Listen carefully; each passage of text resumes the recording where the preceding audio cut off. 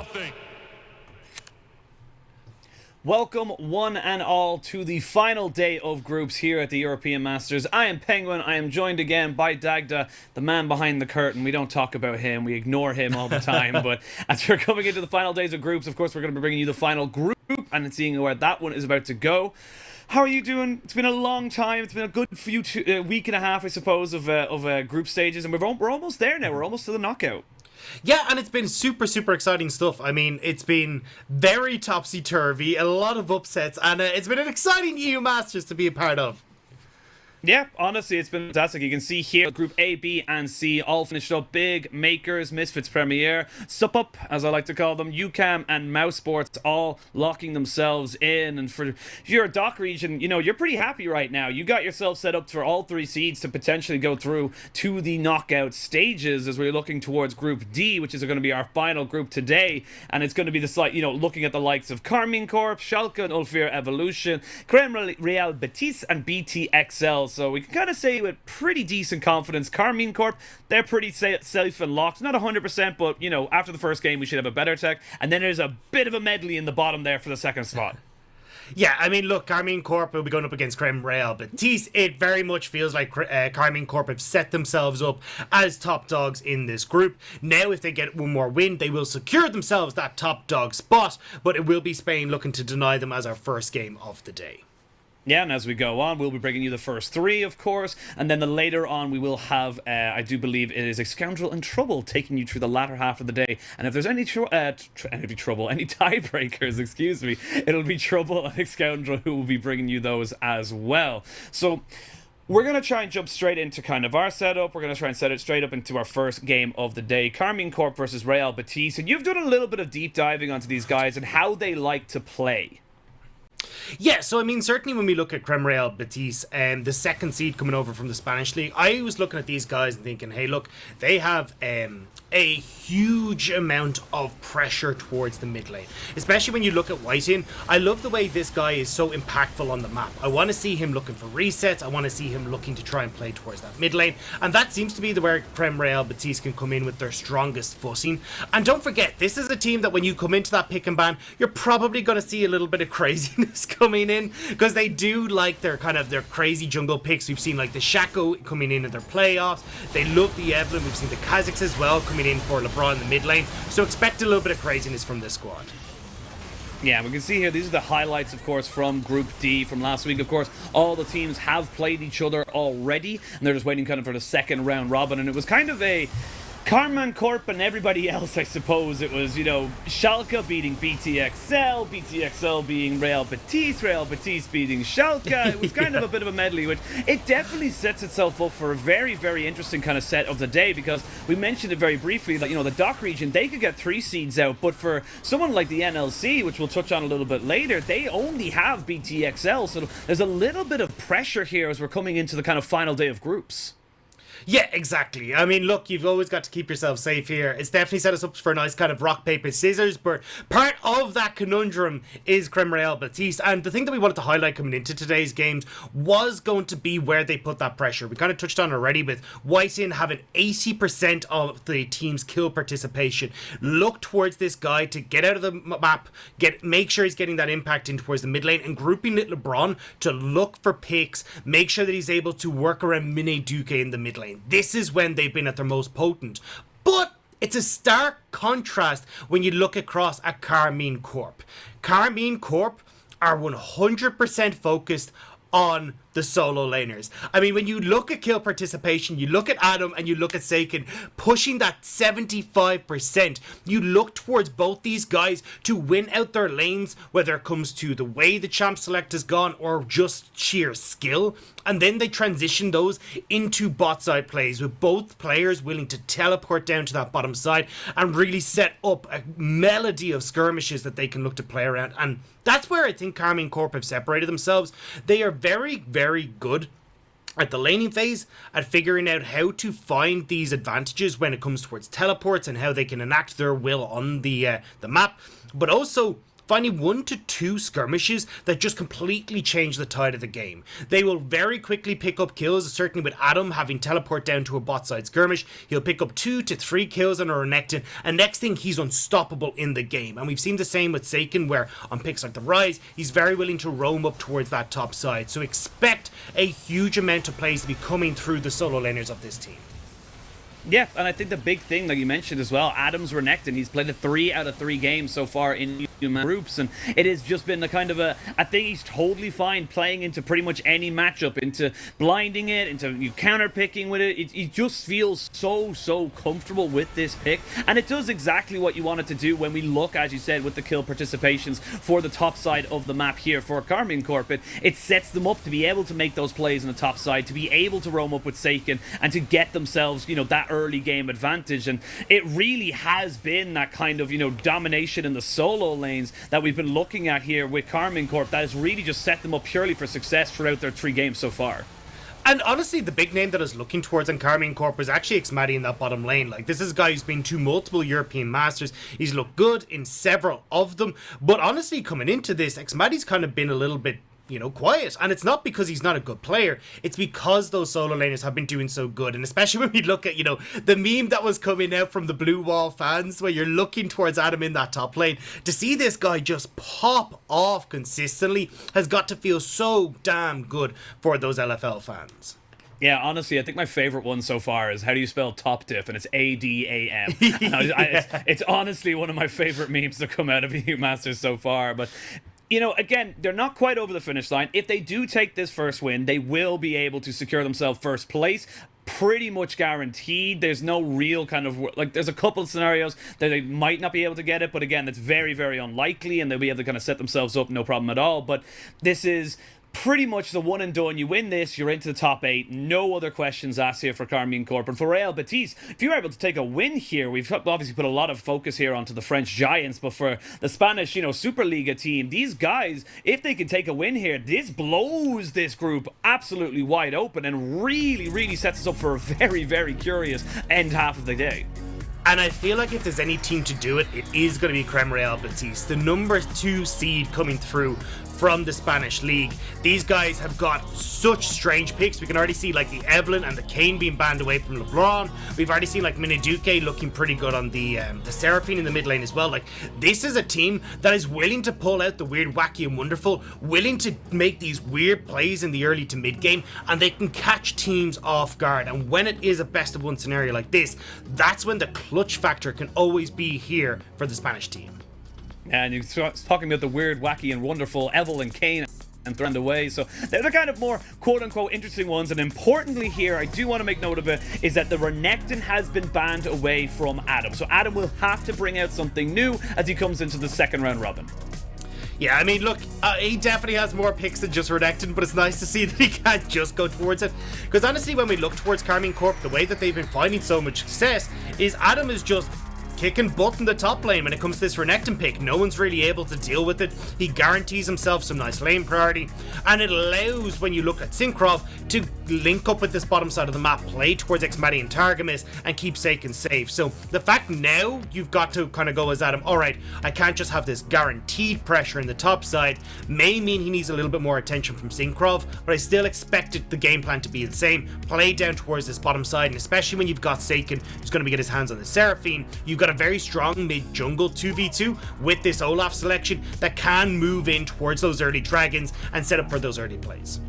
Yeah, well, we're going to see our picks, coming in thick and fast for Rell. Betis, they're going to go for that Varus Rell, so a lot of early game damage should they go for that, you know, kind of like very early burst should they want to. And on the other side, they have locked in their Olaf, but they're also looking at the Leona as well. And Leona, I just quite like as well, because Rell is kind of similar to a champion that when she goes in with her, kind of, ooh, I'm going to stop myself there in my tracks. There is the Kha'Zix, almost certainly going to Lebron in the jungle. This is the weird, wacky, and wonderful that you talked about.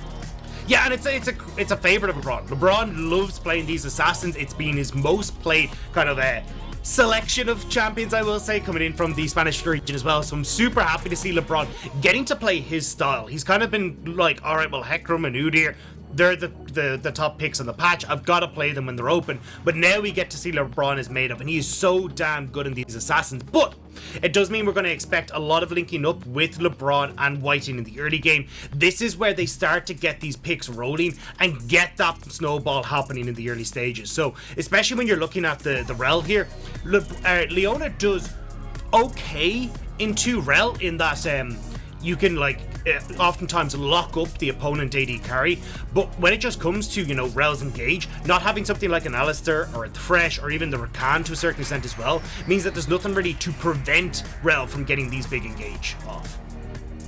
Yeah, and honestly, I'm just very curious to see how LeBron is able to make this Kha'Zix pick work. And, you know, very, very long time since anyone's really seen Kha'Zix around in the meta in terms of jungle meta. Definitely someone who just thrives around those kind of like skirmishes. He's not looking for team fights. He's looking to find you, isolate you, get that extra damage off with his passive, and try and just kill you off. I'm also very curious to see what is his evolution order in terms of, you know, does he go for the jungle career? Does he go for the full damage? Does he go for the jump? I'm very, very curious to see how he goes with that. But we're now seeing all these bans coming in. The Darius, the Aatrox, the Urgot, a lot of top side being banned away. Yeah, and I actually am surprised by that. I was expecting that we'd actually see a lot of attention put towards xMatty, right? You can get rid of the Kai'Sa, you can get rid of some of these more prominent AD carries on the patch, especially since you've got your hands on the Varus, but they decided, hey, look, we don't really want to worry about that. We are more concerned about Adam in this top lane, and especially when they're going to go and blind pick this Sion, it's just trying to get something for Rubio. And honestly, I think Rubio has been struggling in this group quite a bit, so the fact that he's kind of able to go back towards this Sion without the worry of the Darius coming in or something that can really do a lot of damage to him that top side is going to be a big win. But I could honestly see Karmine Corp here maybe even go towards something like a Jace or something if they really feel comfortable going towards it. I know Adam hasn't played that as much, but I think something along these lines that can still give a lot of resources and a lot of pressure towards Adam in the top lane still fits quite well with the Karmine Corp style. Oh, I love this pick coming out as well. I love the Cho'Gath here because you're looking at all these different people. The Kha'Zix, the Sion, the Rell, they want to jump into you. They are very short range naturally. Cho'Gath, great counter to that is that if you run into him and you're a little bit low, he's just going to nom you all the way up and you're just dead. Yeah, and especially when you're looking towards, you know, the downside of Cho'Gath, right, is, well, he's not great with engage, but you've already got a Seraphine, you've got a Leona here as well, and they're able to enable the likes of an Olaf and a Cho'Gath so well. So you've still got that great defense that's only got a better offense now with this Seraphine pick. So I really like what Karmine Corp are going for, but it certainly does say to me, hey, look, we're playing around this bottom side, right? We already talked about that strong mid-jungle 2v2. You've now got the Kai'Sa and Leona there that you can look to play off as well. I think you're going to be in a really good spot for Karmine Corp here, looking towards those early dragons. Whereas when I look across at Betis, you're still trying to very much play towards the likes of this Sylas, trying to play through this Varus on the bottom side of the map. But unfortunately for whiteinn, it's a lot more difficult to get out on the map and be early, or active early like we're talking about, when you've got a Varus in this bottom lane. Because Leona and Kai'Sa can ruin his day on this bottom side. So you'll have to wait and see how whiteinn is going to try and play this. Maybe off of the initial push that you should have with this Varus Rell, he can look to reset and try and go for some crazy plays mid, but we'll have to keep our eyes out for that. Yeah, we'll have to wait and see. And honestly, looking at these two team comps, I'm kind of thinking the longer this one goes, the harder it kind of becomes for that Kha'Zix picks to really pop off. When you start to get tanky stats, when you start to kind of group together around these global objectives, that's when the likes of Seraphine, the likes of, you know, the Leona can like look for those big kind of engages and try and set themselves up for success. It becomes very, very difficult for the side of Rell Betis to really make stuff happen. So I want to be checking out what LeBron does in this early game to accelerate himself to become a thorn in the side of Karmine Corp.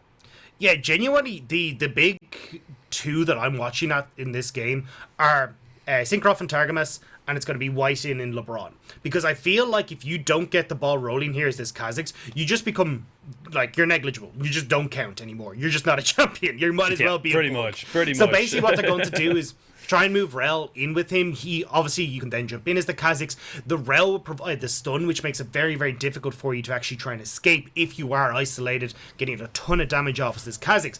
And especially against someone like an Olaf, where he kind of relies on that lifesteal and trying to be able to drain tank his way through a lot of any of these skirmishes. When you've been CC'd like that before you hit that level 6, you have a lot of pressure here. So I'm curious to see how Rell Betis will be able to get out active early in this game. Yeah, and just before we jump into the game, as we are onto the Rift, but we obviously highlighted the fact that throughout the first three games of the round robin here for Karmine Corp, they were focusing towards that top side. Now we're seeing a different side to them. Now we're seeing that yes, xMatty was a big name that we talked about. But it wasn't as if he was playing badly. It was just that he didn't have to be the mega carry that, we kind of expected him to be, because they just weren't focusing on like that particular style. So now we get to see if xMatty can live up to that kind of name, see if he can be that carry that Karmine Corp can use and need to get him towards the win.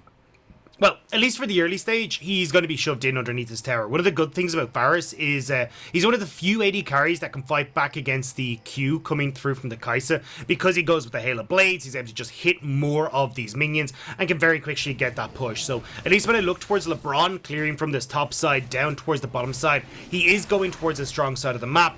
And maybe that's where he can try and make some plays happen, where whiteinn can quickly start to move towards these early scuttles, keeping him protected and making sure that at least in the get-go, Cinkrof isn't just able to abuse the fact that Olaf has this faster clear.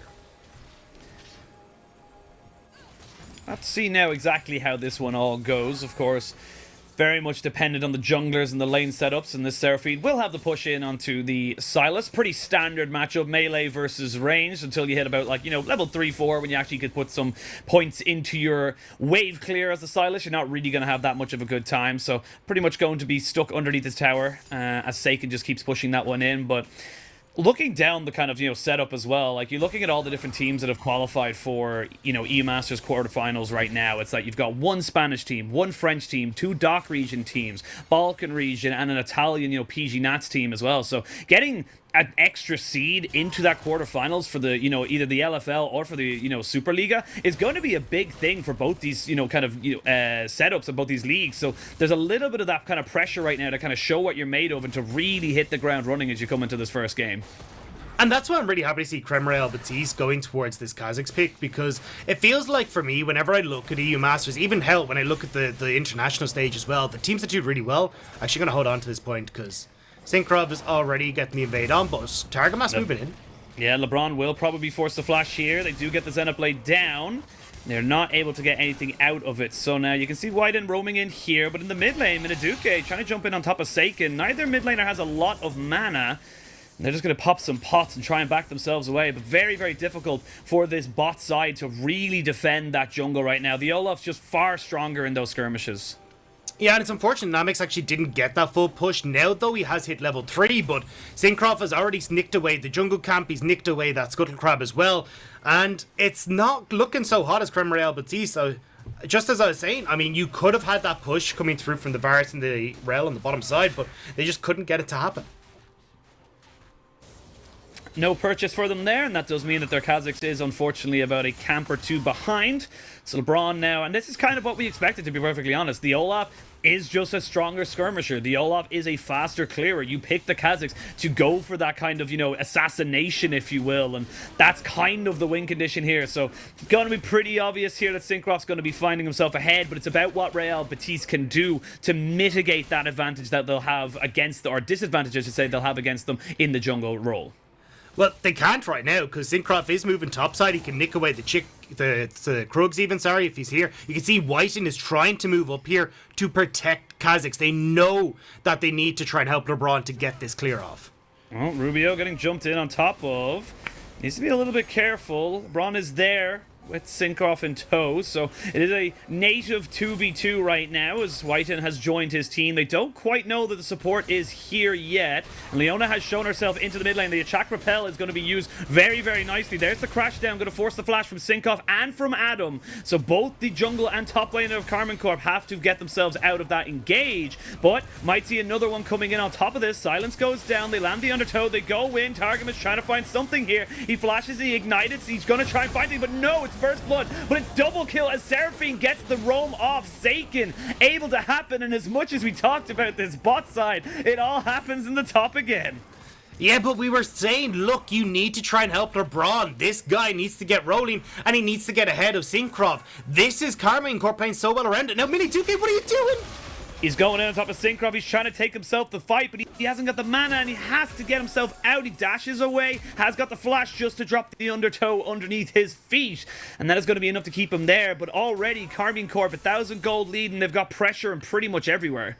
Yeah, we're going to see this on the replay, though. I like that whiteinn is coming up here, but as we said, Targamas is so smart in that bot side. Moving up at the same time, you already have pressure mid, and this is just an overextension from Rell Betis. They go, hey, look, we can actually try and make a play here, not realizing that it's going to be the 4-man unit from Karmine Corp coming up. And even though Rubio does get that great knock up underneath the tower alongside whiteinn's engage, it's Saken who's able to turn that around. He manages to get up towards the top side, and again, we're seeing so much pressure coming through from the solo lanes of Karmine Corp.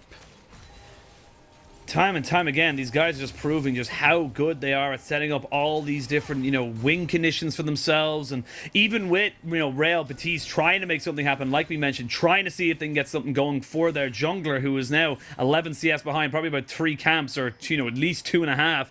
It's just not really working out for them. And still early days, though. Still only 1,000 gold lead, and there's still plenty of League of Legends to be played. But it does sometimes feel like it's, we talk about top diff and bot diff and jungle diff. It feels like it's just, it's just K-Corp diff.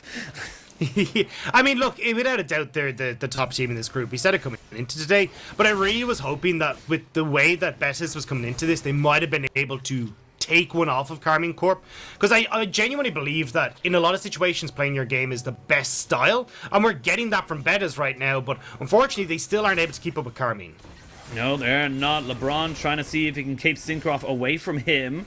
Need to be a bit careful, though, if you're the Olaf, as you have got a Sylas and a Rell. A lot of CC there, especially with the stolen Encore available to the side of Rell Betis, but knowing that they are just stronger right now in these skirmishes, you can see they're just bullying away Lebron. As I say that, though, he goes straight in on top, and that's going to be Cinkrof going down. There's the Encore, and Lebron gets himself out. That is a great use of the ultimate there from Miniduke. Yes, Adam's in the mid lane. They use the Encore to try and keep him out there, and they're trying to take down Miniduke as a return kill, but Rubio is there, not quite able to keep Miniduke safe, though, and that's a kill for xMatty, as the bot lane for Rell Betis just did not roam up.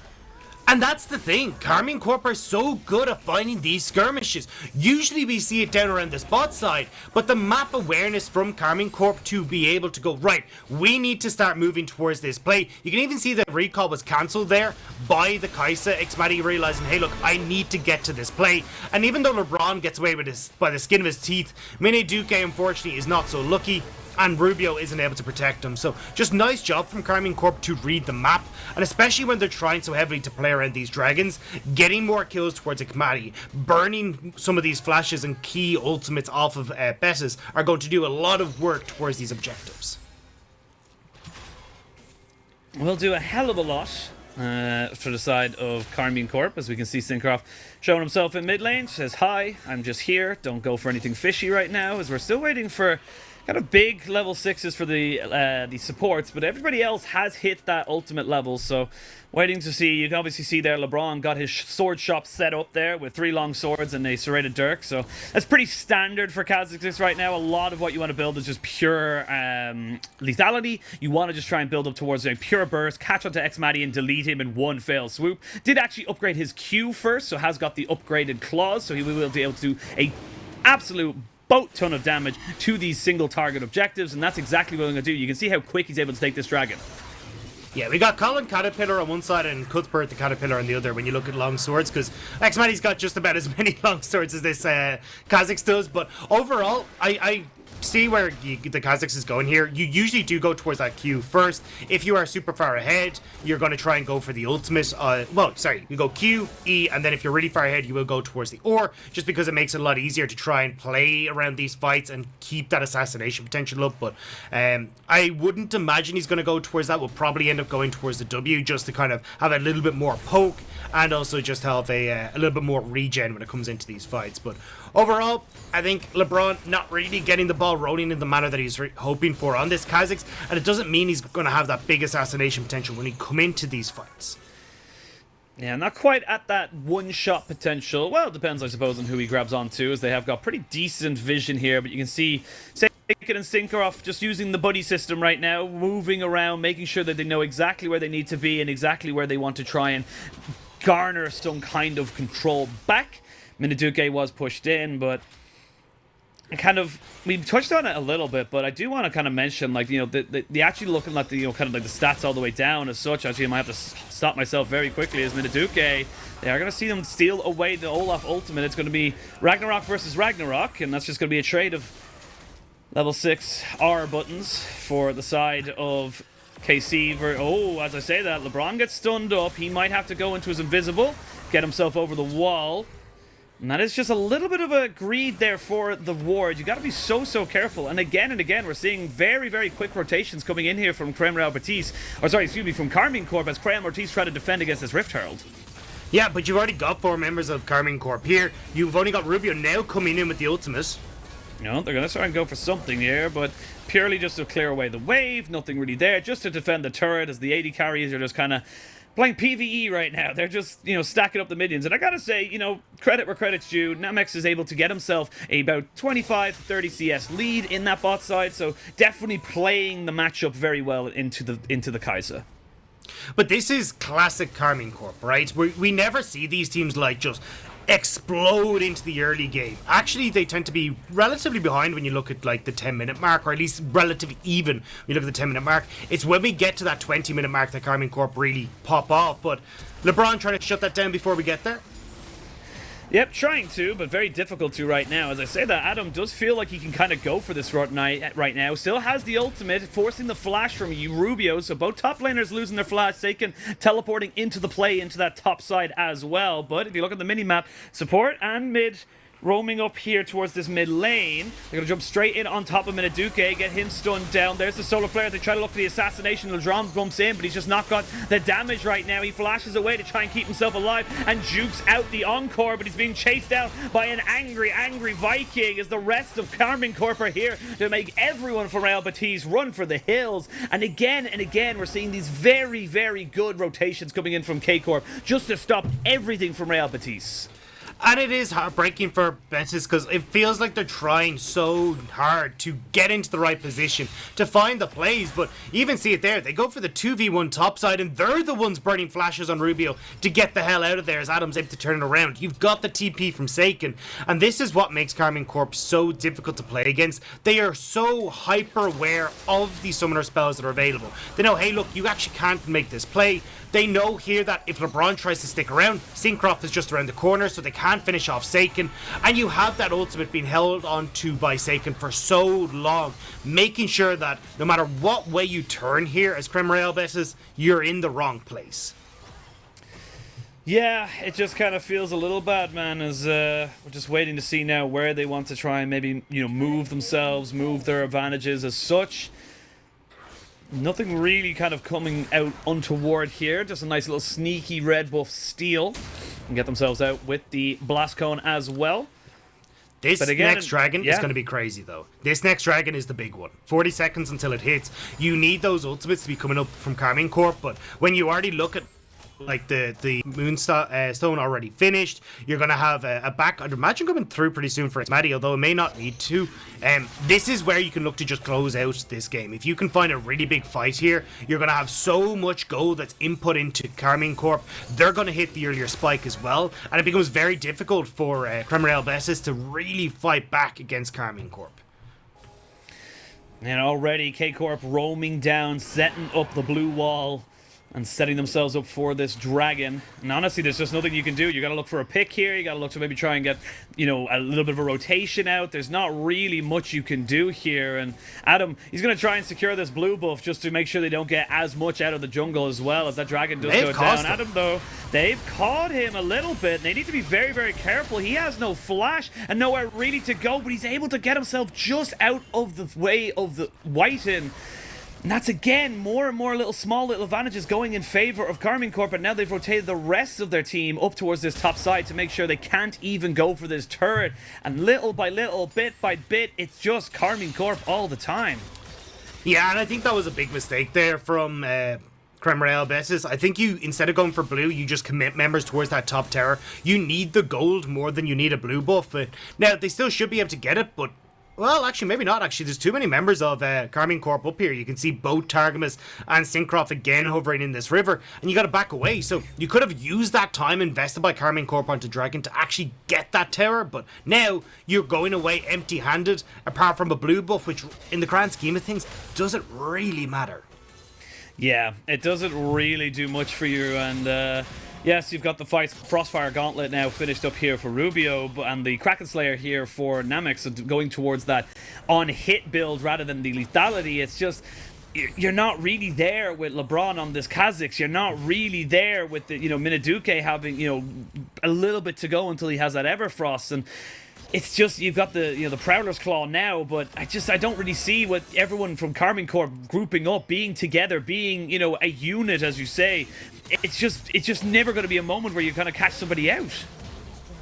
Yeah, exactly. And it's not like you're going to have Adam like trundling on ahead of his team to give execution opportunity towards Lebron or assassination potential towards Lebron, because Adam needs the likes of Saken to enable him. Cinkrof needs Saken to enable him. So when you're, we need Saken to enable him. So when you're looking towards trying to play these fights as LeBron, it's super difficult. That's why I said you need to kind of snowball or you're by the wayside, and at this point unfortunately he hasn't got the ball rolling, and now Karmine Corp are right, cool, they honestly don't really have enough damage coming through from the jungle to try and bypass how much Cinkrof is going to be able to put out. They've already got full control on top side, which means they get Rift Herald here as well, and they can start to get even more gold in towards their back pockets.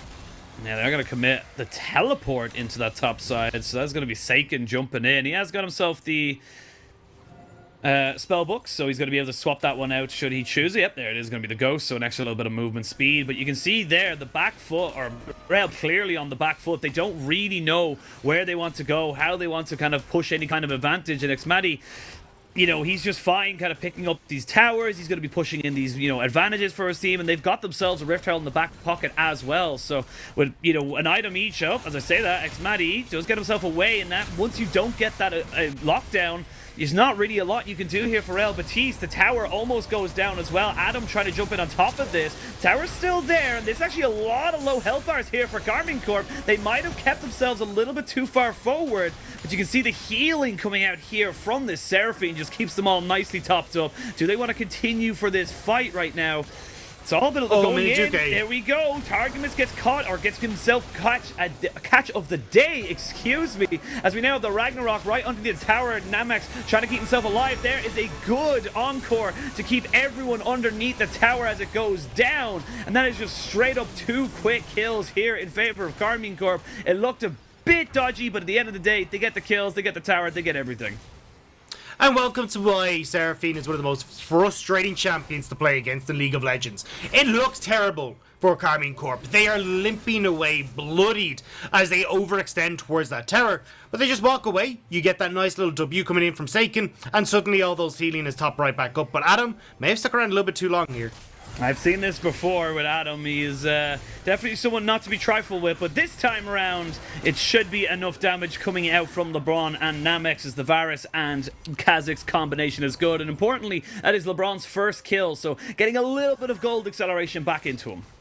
It also means that you've got this Cho'Gath off the map for 30 seconds, and when Dragon is just about to spawn, this could give it a little bit of a window towards Premier Betis. But you're going to see here, like, this is actually Adam, again, overextending. He wants to try and take the tower so they can take the fight, but xMatty has to flash. Adam has to flash out of there. They are so damn low. And then that healing comes through. It's like, oh, we can fight this. And this was a big mistake from Miniduke. He separated himself completely from his team there, and it meant that you could see straight away Karmine Corp collapse. And with that poor positioning coming out from the Betis mid laner, they're able to take that new, now 4v5 fight. Get the tower, get the 4v5 fight going for themselves. Dragon spawning in 2 seconds. They're pretty much all around it, so no real kind of contest here coming out from Real Betis.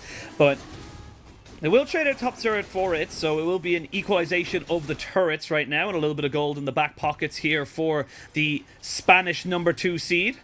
And again, It will Sorry, get traded go on the bottom side, though. It will, which is the problem here. So you're trading, outer terror for outer terror, but the dragon going in favor of Karmine Corp. So I'm not the biggest fan of this. Betis. This isn't like you're trading up. You're just trading even, and you're giving more pressure over towards Karmine Corp because they'll be able to get all these outer terrors down, which means they can now get the deep vision in, and it makes things 10 times harder here as Karmine Corp to actually be able to fight this. I love the idea. I like the ideal, guys, but it would have to be a pretty big mistake for Karmine Corp to not realize that was going down. And in fairness to them, they have shown that they have got a pretty decent amount of damage to put down onto that Baron, so that is a sneaky objective they can take. I mean, look, they can try to, but as you can see, Karmine Corp are very aware of what's going on the map. They take the bot lane, you've already got Targamas and Cinkrof that are moving up, and this is kind of the combo that we are saying to keep your eyes out on, and so far, they've been playing wonderfully here. Cinkrof links up with Targamas literally from the get-go to invade onto the bot side jungle, already putting Lebron on the back foot. They're then catching whiteinn and Lebron as they try to make this play topside, alongside Saken at the 6-minute mark. This is just so smart from Karmine Corp to be able to go, right, as long as we put Lebron in the corner, we keep him in his cage, there's no way that he can snowball, and we can now start to take control of this game. It's all about keeping Betis under control, and Karmine Corp are doing it beautifully. And there's probably people watching at home is like, it's a 2,000 gold lead, not even up. I have to stop myself as Cinkrof. Might be in a little bit of trouble, does get himself out there. But there's probably a couple of people who are probably looking at it kind of saying, like, Rell Betis, they're not even that far behind. 2,000 gold, it's not that big of a deal. Why are we harping on as if they're miles behind?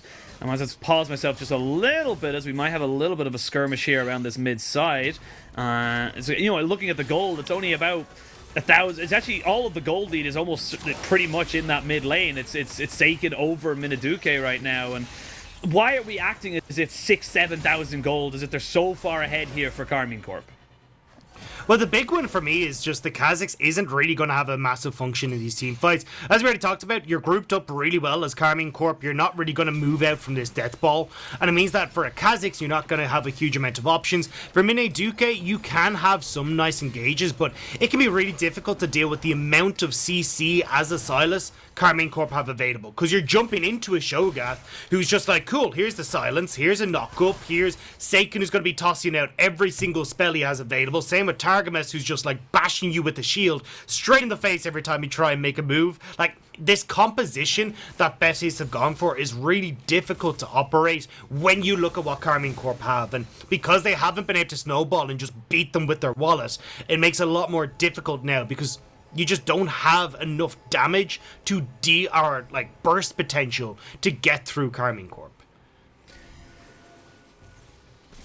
See what they want to do. Both teams posturing around the Baron, I suppose, is the way I'd put it. Kind of just tapping it and running away. It's like, we called it knick-knacking. I call it DoorDash, I suppose, if you're American. Oh, yeah. Just like, knock and then run away. You just like leave it there and everyone's just kind of like shaking their fist, kind of like, you've made me open my door. It was a really stupid prank as a kid when you think about it, but we'll see now what way they want to kind of go for this. A minute 20 until that Infernal Drake does spawn. That would be the third for Karmine Corp, and you can see Rell Betis, they're trying to position themselves where they're not really giving up full advantage away to this Baron, but at the same time they want to make sure that their objective right now is this dragon. Really afford to let this one go to the wayside, because like we've just mentioned over and over again, the team fights belong to Karmine Corp. It is very difficult for anyone on Rell Betis to actually get stuff going. You want to try and find someone, you want to try and catch them out. You don't want to be going for these front to back 5v5s.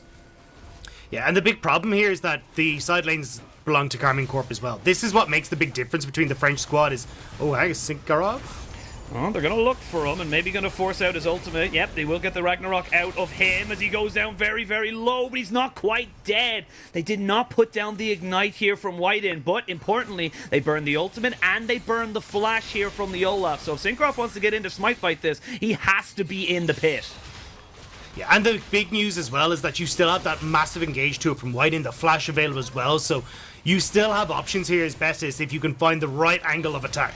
Well, it looks like they're going to try and find it right now. They're going to jump straight on top of Adam. Adam forced a flash away. No encore used just yet. stolen Cho'Gath feast on top of Miniduke, and you can see both teams posturing. Now Cinkrof, after going back to base, has found himself back in towards this river. Dragon has spawned. This is where it gets a little bit dicey. You've burned a good few ultimates here, but you haven't really got yourself the purchase you want. Rell, Betis, they want to try and take this fight. They want to try and go for it. You can see Adam, he's going to try and reset, get himself back with a teleport, but I don't think he can right now. Not with all the different people from Rell, Betis available, and here we go. They're going to try and go for the fight right here, right now, but it's a massive encore across the entire team. Just stops everything they want to do. There's nowhere for you to go, nowhere for you to hide, and Rell, Betis, all it took was one beautiful chorus from Saken, and it all crumbles apart. And this was the big thing for Karmine Corp. These loops back and forth between Karmine Corp and Betis means that Karmine Corp are going to win out. They're the one with the Seraphine. So they just heal it all up. They take the fight and they take the dragon. And you're going to see it here. Like, even though Adam goes low, Saken's just continues to get into shields. He's getting the heals. Adam's now back to 3/4 health. And as this engage happens, it's an attempt coming in from Miniduke. He actually does get a nice Everfrost, but there's just that instant access from Saken to turn that around. Goes in with the encore, and it just rips Betis apart. And this is what we were talking about, is that when you try to go for these plays, it's not really going to work out when you don't have that burst potential from Betis. Yeah, well, speaking of going for plays, Baron Nashor has gone down. Targamas was playing keep away, but should he be able to get out with his life? That is the question. whiteinn still has his flash. No ultimate available to him, but should for a track repel, and you can see they're just trying to catch them before they're able to go back and spend this gold. But I really don't feel like you're going to be able to get anything. And Karmine Corp, they get in, they get out, they get the Baron, they get back to base, and they spend all that gold as quick as you like. This TP is questionable. This TP is a little bit questionable, as we can see Adam trying to go in straight away, but he's just so tanky. He's just a meat shield front line. You can see there, whiteinn has to get himself out as quick as he possibly can, but Adam now being turned on straight. Maybe they'll be able to take down the big Cho'Gath monster on the back end of this fight as they look to try and maybe go more. They're going to be able to try and push in further. It's a 1-for-1 trade so far. Miniduke trying to run away, but you're just too far behind, mate. Now it's a 5,000 gold lead. Now you're against the team fight prowess that is Karmine Corp with 3 items, a majority of their carries, and now it's just kind of almost everything but this game is over. And that's the problem. This is what we're talking about. You do not have the damage as Betis to try and go against Karmine Corp. So when you've got this 6,000 gold lead that suddenly ballooned into existence, Targamas though might get picked. Team is there. Nice. He's too tanky. There's nowhere for them to go. He's 0-1 and 11. The man has had a fantastic game of just making sure he's in the right place at the right time. Lebron trying to get out, but as you can see here with whiteinn, he's on the wrong side of the rift. You still have plenty of time on this Baron buff as well. And Cinkrof, he's going to be forcing flashes. He's going to be forcing jumps, skips, hops, everything. But there's just nowhere for you to go, Lebron. And another undertow should do it. They will trade, however. 1-for-1 in the jungler. Shut down. Nice bit of gold injected into the AD carry. But importantly here, for Rell, Betis, yes, they lost the Baron, yes, they've been losing fights, and yes, they're about 6,500 gold behind. Their base hasn't been cracked just yet, and the one thing they do have is pretty decent wave clear. Yeah, I mean, look, they can do an alright job at the wave clear, but it really does feel like the gauntlet is just closing around them as Karmine Corp have them honestly in the palm of their hand. The only person that's really been able to churn out damage is Namex. And yes, it's great that he got that shutdown coming in from Cinkrof, but realistically, he just doesn't have as much as they're going to be coming out from xMatty, from Cinkrof, and even the true damage that's offered from Adam. Look, they're about to pick off here. They're looking for it. So we can see now it will be a 3v3, 4v3 if Saken's able to find himself here. Everfrost does land, as we can see now Miniduke looking for something, but these are so tanky. xMatty's over the wall. He's just untouched in this entire skirmish, as is Saken. Look at this. They're just keeping the big man alive, and there's just nothing they can do. There's no damage here for Rell, Betis, and now they have to try and run away because all they have are these very, very, very tanky boys that do nothing in the team fights, a front to back. It's 1, it's 2, it's 3, it's 4, and Rell, Betis, they are no more in this first game. You let the bodies hit the floor here as Betis will go down, and with an ace coming out in what was an uneven fight for Karmine Corp, they will now crack open the base. And honestly, when you've still got a couple of seconds left here, it may not quite be able to end, but it looks like they might try and push for it anyway. Honestly, right now, you pretty much could. Even if you go back right now, you have so much gold to be able to spend as well. But, like, you can see there's just a healing with Saken and everything. They're just going to try and take down both inhibitors at the same time so they get those nice, sweet timers coming in. Nexus turret number 1 falls down. Turret 2 is going to be the target. There's the stolen encore. Only lands onto 1. Miniduke trying to go in up at the backside, but Miniduke has been nommed down. They will trade the Kai'Sa for the Varus. And now with all the damage gone, Lebron hasn't got a hope for a prayer. He's going to be triple kill here for Adam. And maybe he looks for a little bit more. Maybe he goes for the quadra kill. Not quite able to kill off the Sion before he gets to the fountain. Cinkrof takes away the quadra with killing off the Rell, and they're going to pad their stats just a little bit more before ending this game and cementing themselves in the top 2. Adam goes down for the cause, but it's a great cause because it is Karmine Corp taking themselves that number 1 place in the group, now sitting with 4 wins. There's no one left that can really catch them here. It's just, this is an unstoppable performance from Karmine Corp in this group. Yeah, it really is, and it feels so, just again, Karmine diff. Like, I don't really have anything else to say about it. This team just looks so cohesive. They look super solid. They look like they're really, really well, you know, set up to work around each other, and no matter what you throw at them, they've got an answer to it. Yeah, I loved watching these guys play. The way that they're able to understand where they need to be on the map is absolutely incredible. I think we could see it in this early game where we said, look, what is going to happen is LeBron and whiteinn are going to be working together to try and link up and play towards this this early jungle pressure, see if they can make picks. They just said, hey, look, we have a much quicker clear coming in with Cinkrof on this Olaf. Let's go in and get this invade. Let's make sure that we get bot push coming through from xMatty in a matchup they really shouldn't be able to get it. And they just knew how to outperform in the early game, catch out Rell Betis when it came to these early map movements, and it was beauty to watch from start to finish. Yep, and it has locked them into the top 2, so they will be going to the quarterfinals. France will have 2 seeds into the top 8. Rell Betis, it's not over just yet. They just got to make sure they don't drop any more games if they want to secure that 2nd seed. But that is all we have time for this particular game. We're going to throw it to a break, and when we return, we're going to be bringing you into our 2nd game of the day.